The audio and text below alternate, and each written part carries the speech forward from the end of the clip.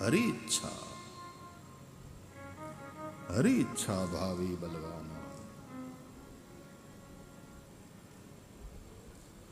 ધાર્યું થાય તો હરી કૃપા, ધાર્યું ન થાય તો હરી ઈચ્છા. મોજ કરો. કે ધાર્યું તો એવું થયું હરિની કૃપા. મારા વાલાએ સિક્કો માર્યો, ધાર્યું તો એવું થયું, અરે એના કરતાં વધારે સારું થયું, હરિની કૃપા. અને આપણા ધાર્યા મુજબનું ન થાય, હરી ઈચ્છા. મારા પ્રભુને નહીં સ્વીકાર હોય,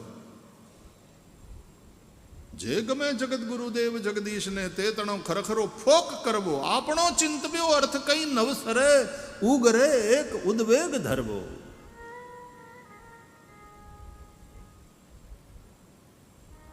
ભક્તિના માર્ગમાં, નવધા ભક્તિમાં સર્વોત્કૃષ્ટ જે પરિણતિ છે એ છે આત્મનિવેદન.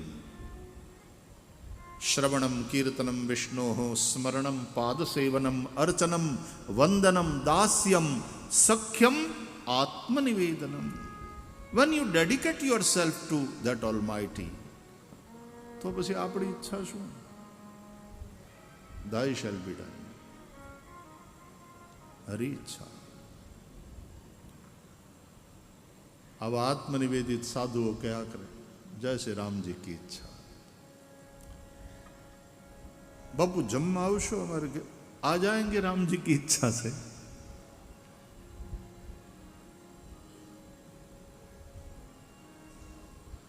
તો બોલો, વચ્ચે આવતા આવતા લપસી ગયા, તે વાગ્યું, તો આમ લોહી બોહી નીકળ્યું. પાછું હરખું કરી માથે આમ ધૂળ આમ કરી અને હાવ ઝીણી ધૂળ નાખી દીધી. ખાવ હું ત્યાં મલમ બલમ.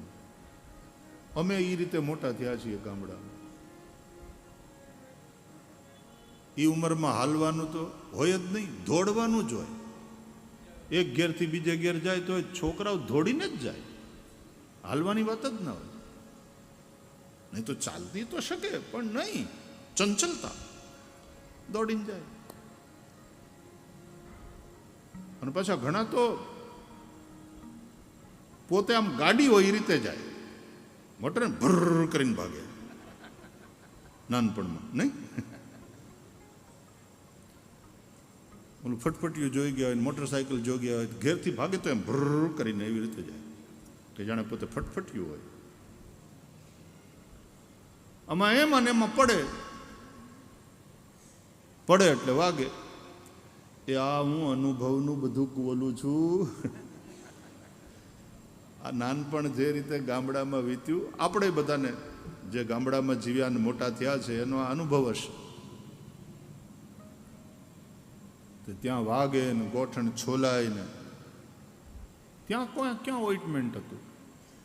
એવું ઓઇન્ટમેન્ટ તો હતું નહીં કે મલમ બલમ. એટલે આમ ધૂળ લઈ આમ કરી અને હાવ એકદમ પાવડર જેવી હોય ને એ જ નાખી દેતો. અરે આજે વ્રજની અંદર લોકો આવું થાય ત્યારે વ્રજ રજત એના ઉપર નાખી દેતા. કાંઈ નથી થતું, મટી જાય. તો એ રીતે આવે ને બાપુ, તો ઓલો યજમાન કે અરે આ બાપુ આ શું થયું? આમ કે વાગ ગીર ગયે રામજી કી ઈચ્છા છે.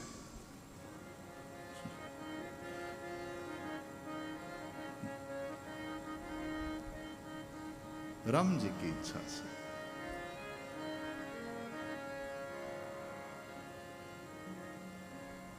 આત્મનિવેદનમ. પ્રભુ તારી મરજી.